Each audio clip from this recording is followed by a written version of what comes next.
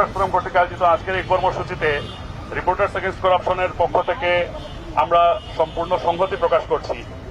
আর পাশাপাশি বাংলাদেশের বিচার ব্যবস্থা এবং এর সাথে সংশ্লিষ্ট সকল মহলের প্রতি বিনীত অনুরোধ জানাচ্ছি, আজকের এই কর্মসূচি থেকে আপনারা এরকম সিদ্ধান্ত আমাদের দেশের বিচার ব্যবস্থার উপর প্রশ্ন উঠায়, যেখানে তথ্য প্রবাহের বাধা দেয়া হয়, যেখানে তথ্য সংগ্রহে বাধা দেয়া হয়, সেখানে সন্দেহের ডালপালা গজায়।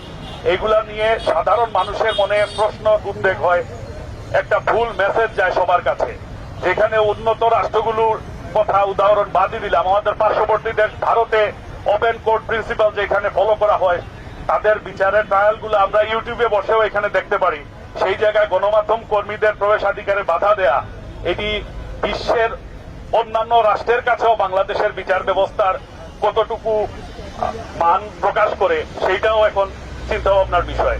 তাই তথ্যের অবাধ প্রবাহ নিশ্চিত করতে গণমাধ্যম কর্মী, সংবাদকর্মী সবাইকে বিচারালয়ে প্রবেশ, এজলাসে উপস্থিত থাকা, এই বিষয়ে সংশ্লিষ্ট সকল মহলের কাছে যথাযথ পদক্ষেপ গ্রহণ করার জন্য অনুরোধ জানিয়ে আবারও সবাইকে ধন্যবাদ জানাচ্ছি। আসসালামু আলাইকুম।